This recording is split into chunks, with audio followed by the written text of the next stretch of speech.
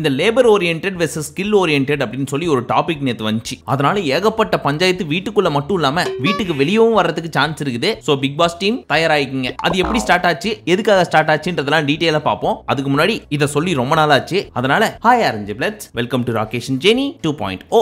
குமாரே ரொம்ப நாளாச்சு பா இந்த மாதிரி பாத்து இல்ல பா இப்போதான் திருப்தியா இருக்கு. ஆரம்பிக்கலாமா? இன்னைக்கு நம்ம டே 64 ஓட சம்பவங்கள் தான் பார்க்க போறோம். அதுல ஃபர்ஸ்ட் எடுத்த உடனே நம்ம ரஞ்சித் அண்ணன் தலையில ஒரு கிரீடத்தை வச்சு நீங்க தான் புது கேப்டன் அப்படின்னு அண்ணன் எப்பவும் போல பணிவா பவ்யமா பொறுமையா இந்த கிரீடத்தை நான் கிரீடமா பார்க்கல, நான் உங்களுக்காக ஒர்க் பண்ற ஒரு சேவகன். உங்க காலு கீழே இருக்க பாதம் இருக்கு பாத்தீங்களா, அந்த மாதிரி என்ன பாருங்க. உங்களுக்கு சேவை செய்ய நான் பெருமைப்படுகிறேன். நாட்டின் நலன் காப்பேன் என்று அந்த பரமசிவன் சாட்சியாக இன்று பிரமாணம் செய்கிறேன் அப்படின்னு ஆரம்பத்திலே ஆரம்பிச்சிட்டாரு. அதோட விளைவு அப்ப தெரியல. ஒரு பாயிண்ட்ல இந்த மாதிரி லென்த்தி டயலாக் பேச ஆரம்பிக்க சபா முடிச்சு விடுங்க ஐயா போதும் அப்படின்னு எல்லாரும் தலையை சொரியறது, விட்டத்தை பாக்குறது, மூஞ்ச சுளிக்கிறதுன்னு பண்ண ஆரம்பிச்சிட்டாங்க.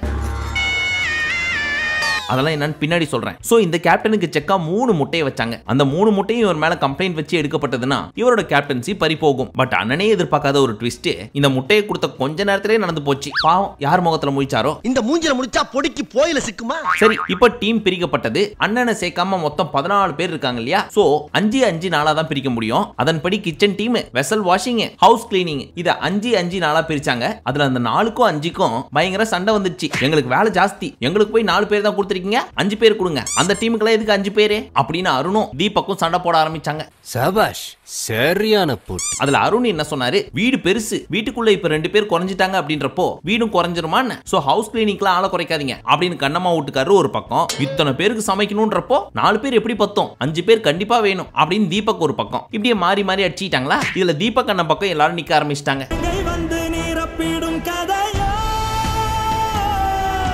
ஏன் அப்படின்னு கேட்டா நம்ம கண்ணம்மா வீட்டுக்காரு டாபிக்கே வேற மாதிரி கொண்டு போயிட்டாரு. தீபக் என்ன சொன்னாரு, இந்த சமையல் வேலை இருக்கே அது ஸ்கில் ஓரியன்டட், தெரிஞ்சவங்க மட்டும் தான் பண்ண முடியும். ஆனா இந்த ஹவுஸ் கிளீனிங் இருக்கே அது லேபர் ஓரியன்டட். ஒரு தடவை சொல்லி கொடுத்தாங்க அப்படின்னா அதையே தான் கட்சி வரைக்கும் திரும்ப திரும்ப பண்ணிட்டு இருப்பாங்க. இப்ப சமையல் எடுத்துக்கிட்டோம் அப்படின்னா ஸ்கில்டு பர்சன் மட்டும் தான் சமைக்க முடியும் அப்படின்னு சொன்னாரா. அதுக்கு நம்ம கண்ணம்மா வீட்டுக்காரரு அவ்வளவு ஸ்கில்லோட எல்லாம் நாங்க யாரையும் பார்க்கலையே சமையல் டீம்ல அப்படின்ட்டாரு. ஓ என்ன வாய் இருக்கு, நீ என்ன வேணா பேசுவியா, அது எப்படி நல்லா சமைக்கலன்னு சொல்லுவேன், திண்டு இந்த வாய் தானே சொல்லிச்சே, சூப்பரா இருக்கு, அருமையா இருக்கு அப்படின்ட்டு. இப்ப வந்து சமையல்ல யாரும் பெருசா திறமசாலியை பார்த்தது இல்லங்கற அப்படின்னு ஒருத்தர் இல்லாம மொத்த வீடு நம்ம கண்ணம்மா வீட்டுக்காரருக்கு அகைன்ஸ்டா திரும்பிருச்சு.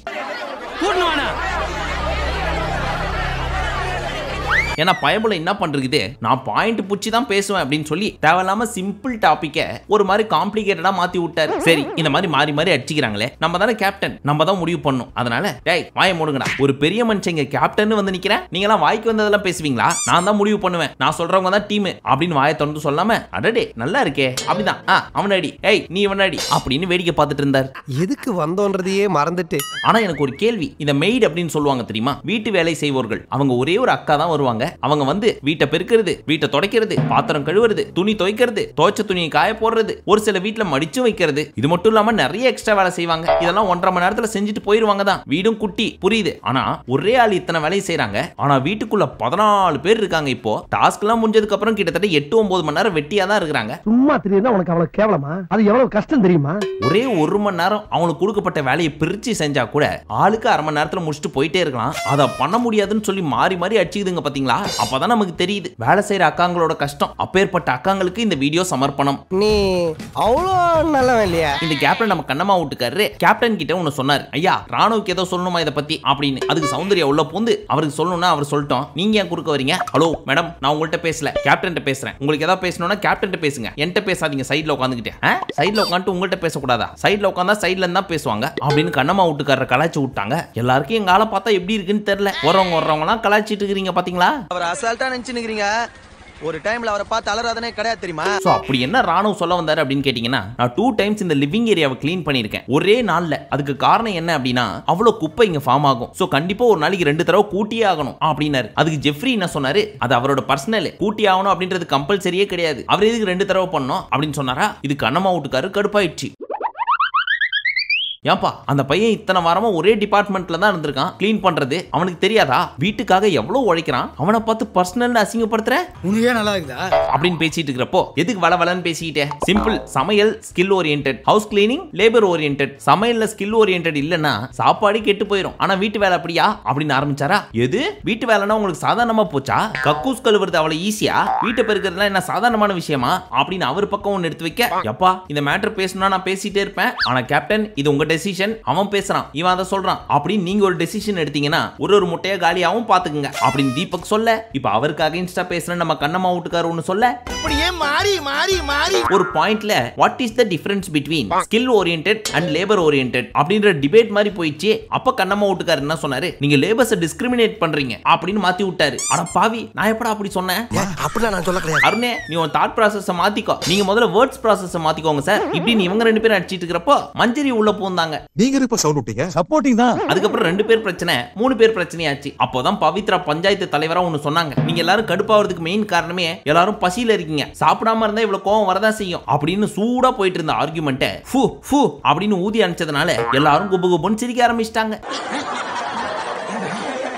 ஆனா பவித்ரா இந்த மாதிரி பிரச்சனை போயிட்டு இருக்கிறப்ப குறுக்க பூந்து எதுவும் பெருசா பிரச்சனை பண்ணானா கூட பரவாயில்ல, ஆனா ஊதி அனுப்பிச்சீங்கன்னு வச்சுங்க அதுதான் பிக் பாஸ் டீமுக்கு சுத்தமா பிடிக்காது. எங்களுக்கு எப்படா பஞ்சாயத்து ஆகும்னு பாத்துட்டு இருந்தா இந்த பொண்ணு என்ன தண்ணி ஊத்தி அனுப்பிச்சிட்டு இருக்குதே, வேலைக்காவது வீட்டுக்கு அனுப்பிட வேண்டியதுதான் அப்படின்னு முடிவு பண்றாங்க. பாத்துக்குங்க, நினைச்சாலே பயமா இருக்கு. அதுக்கப்புறம் ஃபைனலி டீம் ஒழுங்கா பிரிக்கலாம் அப்படின்னு சொல்லி ஆரம்பிச்சாங்க. அப்போ விஷால் டீம்ல இருக்கிற இந்த 4 பேர்ல யார் இன்சார்ஜ் அப்படின்ற ஒரு கேள்வி வந்துச்சு. அப்ப பவியா சௌந்தர்யாவா யார் இன்சார்ஜா இருக்க போறாங்க அப்படின்ற கேள்வி வந்துச்சா, மஞ்சரி அங்க இருந்து பூந்து பவித்ராவே இருக்காங்களாம், அவங்க நல்ல வேலை வாங்குவாங்களாம் அப்படின்னு ஆரம்பிச்சாங்க. சோ விஷால் காண்டாயி, நீங்க எங்க உள்ள வரீங்க, எங்க டீம் பிரச்சனை நாங்க பாத்துக்கிறோம், எங்க இருக்கணுமோ அங்கே இரு. லேபர்ஸ்னா அவளை இலக்காரமா போச்சா அப்படின்னு மறுபடியும் இந்த பீஸ் அந்த மேட்டரை ஈத்து விட்டுருச்சு. அது எப்படி இருந்துச்சுன்னா, அது எப்படி நல்லா சுவாரஸ்யமா போயிட்டு இருக்குது, அவ்வளவு ஈஸியா விட்டுருவீங்களா இல்ல நாங்க தான் விட்டுருவோமா, கிளப்பி விட்டோம்ல அப்படின்னு கிளப்பி விட மறுபடியும் இந்த டாபிக்கே எவ்வளவு ஃபாஸ்டா அணைஞ்சதோ அந்த அளவுக்கு ஃபாஸ்டா கொழுந்து விட்டு எரிய ஆரம்பிச்சிச்சு. இந்த பெருமை அனைத்தும் மஞ்சரிக்கும் விஷாலுக்குமே போய் சேரும். இதெல்லாம் என்ன பெருமையா? கடமை. அதுக்கப்புறம் இந்த சாதாரண டாபிக் லேபர் டிஸ்கிரிமினேஷன் காமெடி ஒண்ணும் கிடையாது அப்படின்ற மாதிரி கிரியேட் ஆச்சு. அப்ப நம்ம தீபக் அண்ணன் என்ன சொன்னாரு, இங்க பாருங்க மக்களே, எல்லாருக்கும் ஒண்ணு மட்டும் சொல்லிக்கிறேன், இது ஒரு பயங்கரமான டாபிக், இதை நீங்க தொட்டுட்டீங்க, அது மட்டும் இல்லாம இதை வச்சு காமெடி பண்ண வேற ட்ரை பண்றீங்க, பண்ணுங்க, ஆனா இன்னொன்னு தெரிஞ்சுக்கங்க, இதுல ஏதாவது காமெடி பண்ணி ஸ்கோர் பண்ணோம் அப்படின்னு நினைச்சீங்கன்னா பெரிய பெரிய கான்சிக்வன்ஸ் எல்லாம் ஃபேஸ் பண்ணோம். என்கிட்ட கேள்வி வந்துச்சுன்னா நான் கரெக்டா பதில் சொல்றேன், ஆனா எவன் எல்லாம் வாய் விடுறீங்களோ அவங்க உசாராய்க்குங்க, அவனதான் சொல்லுவேன். நான் ஒரு ரிக்வெஸ்டா தான் கேக்குறேன் அப்படின்னு அவர் சொல்ல, நம்ம கண்ணம்மா வீட்டுக்காரரும் அது என்ன பிரச்சனை ஆனாலும் பரவாயில்ல நான் பேச ரெடி அப்படின்னு இந்த பீஸுங்க ரெண்டு சண்டை போட்டு பிரச்சனை பெருசாகி மாறி மாறி எல்லாரும் அடிச்சுக்க ஆரம்பிச்சிட்டாங்க. அதுக்கப்புறம் நம்ம தர்ஷிகா என்ன பண்ணாங்க, அவங்களோட பாய் ஃப்ரெண்ட் பண்ணது பத்தாதுன்னு சொல்லி இவங்களும் ஒன்று பண்றதுக்காக அங்கிருந்து வந்து கேப்டன் வேலையை பார்க்கணும், இந்த மாதிரி அடிச்சுக்க விட்டு வேடிக்கை பார்க்க கூடாது, பட் இவர் அடிச்சுக்க விட்டு வேடிக்கை பார்த்தாரு அப்படின்றதுனாலயே இந்த முட்டையை எடுக்கிறேன், இதுக்கப்புறமாவும் திருந்தி ஒழுங்கா இருங்க அப்படின்னு மிரட்டி ஒரு முட்டையை எடுத்துட்டாங்க. இங்க நின்று என்ன யோசிக்கிற, எப்படி எடுக்கிறதுன்னு யோசிக்கிறேன். அதுக்கும் நம்பாலே தங்கம் எனக்கு இது கோவமே இல்லடா, இதை நான் ஆரோக்கியமா பாக்குறேன், முட்டை எடுத்ததுக்கு தேங்க்ஸ் அப்படின்னு வெள்ளை முட்டைக்கு அடிக்கிறாரு பாருங்க பெயிண்ட், அது நம்ம அண்ணனால மட்டும் தான் முடியும். ஐயா இப்ப நீங்க கோவ பண்ணுயா அப்படின்னு ஏதோ ஒரு பச்சி வந்து அண்ணனுக்கு சொல்லி இருக்கு போல இருக்கு. உடனே அண்ணன் கோவப்பட்டு நான் ஏதாவது தப்பு பண்ணி பிரச்சனை பண்ணியிருந்தேன் அப்படின்னா முட்டை எடுக்கிறதுல ஒரு நியாயம் இருக்கு, நான் ஜஸ்ட் வேடிக்கை தான் பார்க்க வந்தேன், நீங்க மாறி மாறி அடிச்சிட்டேன், மண்டையை போட்டு வச்சிட்டேன், கட்சியா சைன் மட்டும் என் பேரை போட்டு விட்டீங்க பாத்தீங்களா. ஒரு விஷயம் தெரிஞ்சுக்குங்க, நான் உங்களை மாடா பார்க்கல, I am not a rider, மாடா நினைச்ச பிஞ்சிரும் தொட, நான் உங்க எல்லாம் மனுஷனா பாக்குறேன் இப்படின்னு பேச ஆரம்பிச்சு ஒரு மாதிரி மிரட்டுற மாதிரி போயிட்டாரு. ஒரு பாயிண்ட்ல உண்மையிலேயே மாட பத்தி தான் பேசுறாரா இல்ல ஆப்போசிட்ல உட்கார்ந்துருக்கவங்க எல்லாம் மாடா பாக்குறாரா அப்படின்ற மாதிரி ஆயிடுச்சு. சிட்டிக்கு கோவம் வருது.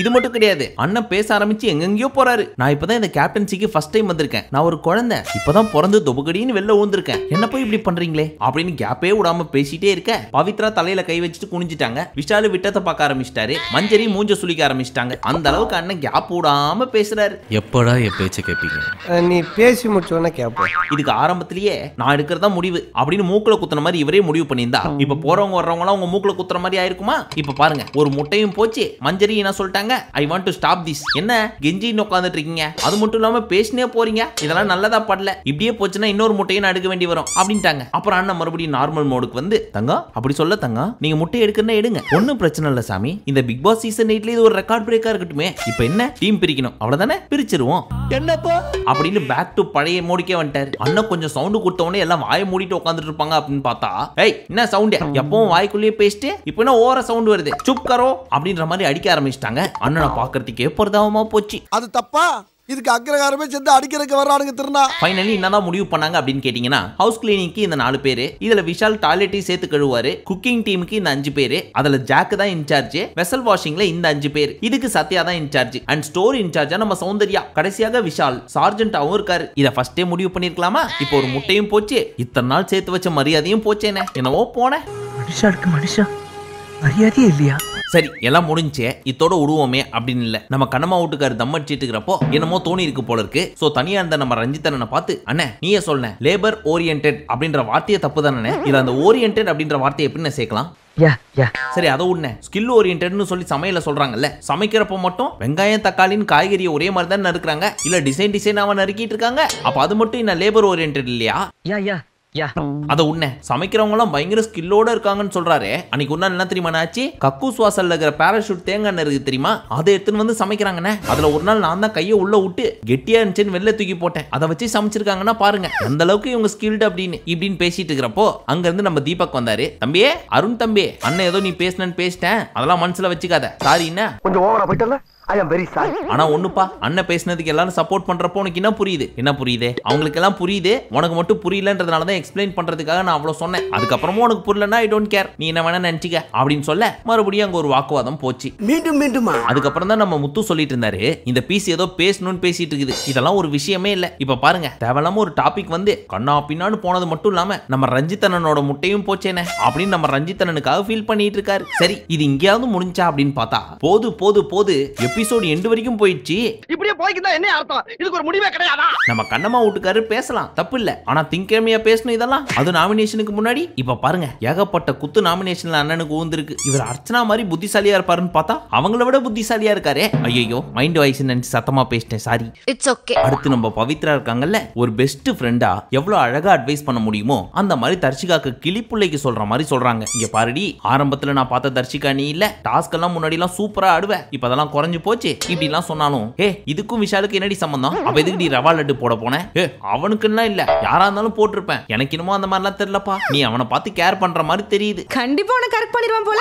அப்படிலாம் இல்லடி, ஒரு பாயிண்ட்ல நான் அவன் என்னையும் குத்தணும் அப்படின்னா குத்தி தான் ஆகணும். இதுக்கப்புறம் உன் இஷ்டம், சொல்ல வேண்டியது என் கடமை, சொல்லிட்டேன். நீ லிமிட்டை தாண்டி போயிட்டு இருக்கிற. நான் சொல்றது வெளியில இருக்கவங்களுக்கு பிடிக்காம இருக்கலாம், உனக்கும் கூட பிடிக்காம இருக்கலாம், ஆனா எனக்கு நிறைய வேலை இருக்கு, பொறுப்பு இருக்கு, அதெல்லாம் நான் பண்ணணும். அட் த சேம் டைம் உன்கிட்ட சொல்லணும்னு தோணுச்சு, சொல்லிட்டேன். இதுக்கப்புறம் என்ன டேக் எடுக்கிறியோ உன் விருப்பம்பா. ஆனா அவங்க கேம் ஆடிட்டு இருக்காங்க, அதை மட்டும் மைண்ட்ல வச்சுக்க. பொம்மை டாஸ்க்ல பார்த்தல, எவன் வந்து நின்னா உனக்கு இதான் கதி. பட் அவனோட கேம் ஆடிட்டு தான் இருக்கிறான், நீ தெரியறத விட அவன் நல்லாவே தெரிஞ்சிட்டு இருக்கான், பார்த்து பொழைச்சிக்க. கேட்டா கேளுங்க, கேக்கட்டி போங்க அப்படின்னு அட்வைஸ் கொடுத்தாலும் அதை ஏத்துக்கிற சிச்சுவேஷன்ல கூட இந்த தர்ஷிகா இல்ல, தட்டி தான் கழிக்கிறாங்களே தவிர்த்து ஒருவேளை எப்படி பாக்குறாங்க மக்கள் இதை அப்படின்றதையும் யோசிக்கல. எனக்கு அவன் கிரஷ் மட்டும் தான், லவ் கிடையாது அப்படின்னு ப்ரூவ் பண்ண தான் ட்ரை பண்ணிட்டு இருக்காங்க. விதி யாரை விட்டது? இதுக்காகவே நம்ம மக்கள் பவிக்கு ஹையஸ்ட் ஓட்டையும் தர்ஷிகாக்கு லீஸ்ட் ஓட்டையும் போட்டுட்டு இருக்காங்க.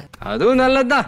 நெக்ஸ்ட் நம்ம கண்ணம்மா வீட்டுக்காரு அன்ஷிதா கிட்ட சொல்லிட்டு இருக்காரு, இல்ல அவங்க மூலியமா நமக்கு சொல்லிட்டு இருக்காரு. என்ன சொன்னாரு அப்படின்னா, கிச்சன்ல சமைக்கிறது ஒரு ஸ்கில்ஃபுல் வேலை அப்படின்னா, டாய்லெட் கழுவுறது, பாத்ரூம் கழுவுறதுலாம் மட்டும் கக்கூஸ் சீட்டை கழுவணுமா அதுக்கு ஒரு பிரஷ் இருக்கு, அதை உள்ள விட்டு கழுவணுமா அதுக்கு தனி பிரஷ் இருக்கு, பாத்ரூம் கழுவணுமா அதுக்கு தனி பிரஷ் இருக்கு. இந்த மாதிரி இதுவும் ஒரு லேர்னிங் ப்ராசஸ் தான். அப்ப இதுவும் ஸ்கில் பேஸ்ட் வேலை தானே. சோ எல்லாத்தையும் பிரிச்சு பேசாதீங்க. இது ஒட்டுமொத்தமா நம்ம வீடு, கிச்சன் தான் கஷ்டம், டாய்லெட் ஈஸி, அந்த மாதிரிலாம் பேசக்கூடாது. அப்புறம் நான் பேசிட்டு இருக்கிறப்போ இந்த சௌந்தர்யா என்ன சொல்றா, இவருக்கு மூளை இல்ல, கிளாஸ் எடுங்க அப்படின்னு. அது எவ்வளவு பெரிய மார்க்கிங். தப்பு. அப்புறம் இந்த பக்கம் நான் மேனிபுலேட் பண்றேன்றாங்க. இப்படிலாம் சொல்லிட்டு இருந்தாரு அன்ஷிதா கிட்ட. இதெல்லாத்தையும் ஓரமா உட்காந்து பார்த்துட்டு இருந்த ரயான், அருணே நீ தான் ஃபர்ஸ்ட் சௌந்தர்யாவை மார்க் பண்ண, அதுக்கு தான் அந்த வார்த்தையை சொன்னான். ஐயோ நான் பண்ணவே இல்ல, நான் எங்க பண்ணேன், அவ தான் ஃபர்ஸ்ட் பண்ணான். அதெல்லாம் கிடையாது, நான் பார்த்துட்டு தான் இருந்தேன், நீ தான் பண்ண, என் கண்ணால நான் பார்த்தேன். அதுக்கும் அவன் மார்க் எல்லாம் பண்ணல. அப்ப அவ பண்ணது பேர் என்னவா? அது ஆர்கியூமெண்ட். நீ அவனும் பேசிட்டு இருக்கிறப்போ அவ கொடுக்குற ரிப்ளை அது எப்படி மார்க் ஆகும் இப்படின்னு ரயான் சொல்லிட்டு இருக்கிறப்போ முத்து உள்ள பூந்து, நீங்க தான் மஞ்சரியோட லாஸ்ட் டைம் ஃபைட் வர்றப்போ இது பேர்லாம் மார்க்ல வராது அப்படின்னு சொன்னீங்க, இப்ப மட்டும் ஏன் மாத்தி பேசுறீங்க? அது வேற வாயி. அப்ப சிச்சுவேஷனுக்கு ஏத்த மாதிரி மாத்திக்கலாமா? மாத்திக்கலாம். யோ இங்க பாரியா, உன்னை பொறுத்த வரைக்கும் ஈஸியா ஒரு விஷயத்துல ப்ரோவோக் ஆயிடுறேன். அப்படி ப்ரோவோக் ஆயிட்டேன்னா கண்ணா பின்னான்னு வார்த்தையை விடுறேன். சோ கொஞ்சம் பொறுமையா ஹேண்டில் பண்ண பாரு அப்படின்னு முத்து சொன்ன அடுத்த செகண்டே ஓகே அக்செப்டட் அப்படின்னு ஒத்துக்கிட்டாரு. என்னடா இது? அவ்வளவு நேரமா ரயான் அவ்வளவு பேச்சு பேசுறாரு, அப்பெல்லாம் இது மார்க்கிங் கிடையாது அப்படின்னு அடிச்சு பேசிட்டு இருந்தவரே முத்து பேசுறதை கேட்ட உடனே அடங்கி போயிட்டாரு. ஒருவேளை முத்து பேசினா சரியா தான் இருக்கும் அப்படின்னு நம்ப ஆரம்பிச்சிட்டாரோ. யாருக்கும் அழகான இந்த குரங்கு உன் குரல் கேடான பவ்யமா ஓடுது. ஆனா ஆனா நம்ம கண்ணம்மா வீட்டுக்காரரு மாக்கிங் அப்படின்ற வார்த்தையை மட்டும் தப்பா படிச்சுட்டு வந்துட்டாருன்னு நினைக்கிறேன். ஏன்னா மாக்கிங் அப்படின்னா என்னது? ஒரு சின்ன பெஸ்ட் எக்ஸாம்பிளோட சொல்லட்டுமா? காக்டெயில் மாக்டெயில்னு ரெண்டு இருக்கு. காக்டெயில்ல சரக்கு கலந்திருக்கும், மாக்டெயில் பாக்குறதுக்கு அப்படியே சரக்கு மாதிரியே இருக்கும், ஆனா அதுல சரக்கு இருக்காது. இதே மாதிரிதான் ஒருத்தங்களை கேலி பண்றதுக்கு அவங்கள மாதிரியே செய்யற ஒரு சில விஷயங்கள், பேச்சுகள் இல்ல நடவடிக்கை, இது எல்லாத்தையும் தான் மாக் அப்படின்னு சொல்லுவாங்க. பட் நம்மள பொறுத்த வரைக்கும் அவருக்கு அகைன்ஸ்டா பேசிட்டாவே அத மாக்கிங் அப்படின்ற வார்த்தையை வச்சு சிம்பிளா முடிச்சு விட்டுறாரு. இந்த மாக் அப்படின்ற வார்த்தையை ஆரம்பிச்சதுனோ மஞ்சரி தான், ஆனா அவங்க மறந்துட்டு போயிட்டாங்க. நம்மளுக்கு அந்த வியாதி தொத்திக்கிச்சு. அப்படி ஒரு வியாதி அவனுக்கு. இப்ப நாமினேஷன் டைம். சோ எல்லாரும் நாமினேட் பண்ண போறப்போ யார் யாரை நாமினேட் பண்றாங்களோ அவங்க எல்லாரையும் ஒத்த வார்த்தையில வர்ணிச்சிட்டும் போகணும் அப்படின்னு சொல்லியிருந்தாரு Bigg Boss. So nomination process start ஆச்சு. அதுல முக்கியமா எதிர்பாராத ட்விஸ்ட் என்ன தெரியுமா? ஜெஃப்ரி யார தெரியுமா குத்துனாரு? கோவா கேங்ல இருந்து 2 பேரு. யார் யார் தெரியுமா? சௌந்தர்யா அண்ட் ரயான். அதுக்கு என்ன தெரியுமா காரணம் சொன்னாரு? சௌந்தர்யாவை பொறுத்த வரைக்கும் யார் மேலயாவது பழி போடணும், ஏதாவது சூஸியான ஒரு சில டாபிக்ல மட்டும் தான் இன்வால்வ் ஆகணும் அப்படின்ற மாதிரி சூஸ் பண்ணி அடிக்கிறது நிறைய பேர் இருக்காங்க. அதுல அதிகமா பண்றது இந்த சௌந்தர்யா. பச்சை துரோகி. ரயானை பொறுத்த வரைக்கும் வைல்ட் கார்டா உள்ள வந்தப்போ நான் ஏதோ பண்ண போறேன்னு சொல்லிட்டே இருந்தான் தவிர்த்து இப்போ வரைக்கும் ஒன்னும் பண்ணல. மேபி ஒண்ணுமே பண்ணாம இருக்கிறதா அவனோட ஸ்ட்ராட்டஜியோ. இந்த 2 காரணத்துக்காகவும் இந்த 2 பீஸ குத்துறேன் அப்படின்ட்டாரு. யார நம்பர்னே தெரியல தாசனா, சனி எப்படி பண்ணிட்டான். இப்போ ஒத்த பேர் வைக்கணும் இல்லையா? அது என்னன்னு கேட்டதுக்கு ஊமை ராஜா, இம்சை ராணியா. இப்போ இந்த பேரை போட்டு பேட்ச் வெளியே கொடுத்தாங்களா? அப்போ ஒவ்வொருத்தரும் இந்த பேரை நமக்கு யார் வச்சிருப்பா அப்படின்னு கெஸ் பண்ணிக்கிட்டே இருந்தாங்க. ஆல்மோஸ்ட் ஓரளவுக்கு எல்லாருமே ப்ரெடிக்ட் பண்ண ஆரம்பிச்சிட்டாங்கன்னு வச்சுக்கோங்களேன். உதாரணத்துக்கு நம்ம கண்ணம்மா வீட்டுக்காரரு எனக்கு ட்விஸ்டர் அப்படின்ற வார்த்தையை இந்த சத்யா தான் கொடுத்துருப்பான் அப்படின்றது கரெக்டா கண்டுபிடிச்சிட்டாரு. இதெல்லாம் ஒரு பெருமையா? அந்த மாதிரி மத்தவங்களும் ஒரு சில கெஸ்ஸை வச்சு கண்டுபிடிச்சிட்டாங்க. ஆனா இந்த சௌந்தர்யான் ரயானு கொடுத்ததை மட்டும் யாராலையுமே கெஸ் பண்ண முடியல. முத்து என்ன தெரியுமா சொல்லிட்டு இருந்தாரு? எவனோ 2 பேர் பிளான் பண்ணி உள்ள போய் ஒரே பேரை சொல்லி குத்திருக்கான் அப்படிதான் கெஸ் பண்றாங்க தவிர்த்து ஒரே ஆளு, அதுவும் கோவா கேங்ல இருந்த ஒருத்தரே குத்திருக்காரு அப்படின்றத மத்தவங்களும் கெஸ் பண்ண முடியல. சௌந்தர்யா அண்ட் ரயான் கொஞ்சம் கூட யோசிச்சு கூட பார்த்திருக்க மாட்டாங்க ஜெஃப்ரி நம்மள குத்துவான் அப்படின்ட்டு. சனிக்கிழமை ஒரே ஒரு ஊசி பெருசா போட்டார், மாட்டு ஊசி நம்ம கோவா கேங்க்கு. அதோட விளைவு எப்படி அடிச்சது பாத்தீங்களா? காட்டு நல்லாதான் வேலை செஞ்சுக்குது. அடுத்து ஒரு லவ் கண்டென்ட். இத லவ்னு சொல்றதா இல்ல ஜவ்னு சொல்றதான்னு தெரியல. இப்ப புதுசா ஒன்னு ஆரம்பிக்குது. அது என்ன தெரியுமா? நம்ம அன்ஷிதாவும் விஷாலும் சீசன் 3ல எப்ப பார்த்தாலும் கவினும் லாஸ்ட்லியாவும் ஒரு இடத்துல உட்காந்து பேசுவாங்க தெரியுமா? அதே இடத்துல உட்காந்துக்கிட்டு தர்ஷிகாவை பத்தி பேசிட்டு இருந்தாங்க. அதுக்கும் தர்ஷிகா அந்த ஏரியால இருக்க சோஃபால தான் உட்காந்துட்டு இருக்காங்க. இதெல்லாத்தையும் பார்த்துட்டு தான் இருக்காங்க, ஆனாலும் கண்டுக்கல. நான் லவ் ஃபெயிலியர் ஃபீலிங்ல நின்னுட்டு இருக்கேன். ஃப்ரெண்ட் கிட்ட சொல்லிட்டு இருக்கா. சரி, அவளை எதுக்கு ஏமாத்தணும்?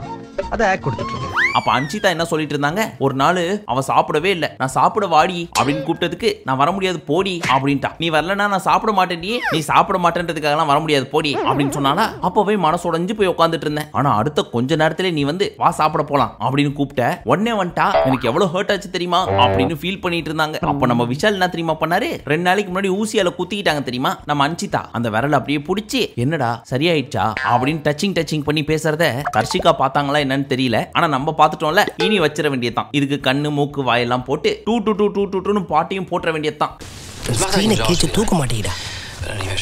நோஞ்சா மாதிரி எவ்வளவு அழகா மாஞ்சா போடுறான் பாரு. கடைசியாக ஷாப்பிங் பட்ஜெட் டாஸ்க் அப்படின்னு சொல்லி ஆக்டிவிட்டி ஏரியாக்குள்ள கண்ணை மூடிண்டு கையை உள்ள விட்டு இந்த பொம்மையை கரெக்டா அடுக்கணும். அப்படி அடுக்கிறவங்களுக்கு 500 பாயிண்ட்ஸ் அப்படின்னு சொல்லியிருந்தாங்க. அதுல கரெக்டா 6 பேர் தவிர்த்து மத்த எல்லாருமே தப்பா அடுக்கி வச்சிருந்தாங்க. அந்த 6 பேர் யாருன்னா மஞ்சரி, ரயான், ஜாக், ஜெஃப்ரி, விஷால் மற்றும் கண்ணம்மா வீட்டுக்கார். இதன் மூலியமா இவங்களுக்கு கிடைச்ச பாயிண்ட்ஸ் 3000 ரூபாய். அதுல முக்கியமா நம்ம சவுண்ட் வச்சிருந்தாங்க பாருங்க ஒரு மூஞ்சி. அதுக்கு நம்ம ரஞ்சித் அண்ணன் கேட்டார், பிக் பாஸ் இத முகமா கன்சிடர் பண்ணிக்கலாமா அப்படின்னு. அது மூஞ்சா அப்படின்னு அசிங்கப்படுத்தி விட்டாரு பிக் பாஸ். இவ்வளவு அசிங்கமா வரைஞ்சு வச்சிருக்கிற. ஃபைனலி 3000 ரூபாய்க்கு எடுத்தாங்க. ஆனா புத்திசாலித்தனமா என்ன தெரியுமா பண்ணாங்க? ஷாப்பிங் அப்போ நீ 225 பாயிண்ட்ஸ்க்கு மேல எக்ஸ்ட்ரா போனா தானே 25% பிடிப்ப, அதையும் நாங்க விட்டு வைக்க மாட்டோம் அப்படின்னு 3000 ரூபாய்க்கு மேல 225 ரூபாய்க்கு எடுத்து வச்சுட்டு பர்ஃபெக்ட்டா முடிச்சாங்க நம்ம ஆளுங்க. இது நம்ம லிஸ்ட்லயே இல்லையே. அடேங்கப்பா. சரி, இத்துடன் முடிவடைந்தது நேற்றைய எபிசோட். ஆல்மோஸ்ட் நெருங்கிடுச்சு. இன்னும் ஒரு 42 நாள் தான் இருக்குது. இப்போ வரைக்குமே கெஸ் பண்ண முடியல யார் டைட்டில் வின்னர் ஆவாங்க அப்படின்னு சொல்லி. நீங்க யார் டைட்டில் வின்னர் ஆவாங்கன்னு நினைக்கிறீங்களோ அவங்க பேரு கமெண்ட் செக்ஷன்ல போட்டு பக்கத்துல அந்த டிராஃபியோட எமோஜியும் போடுங்க.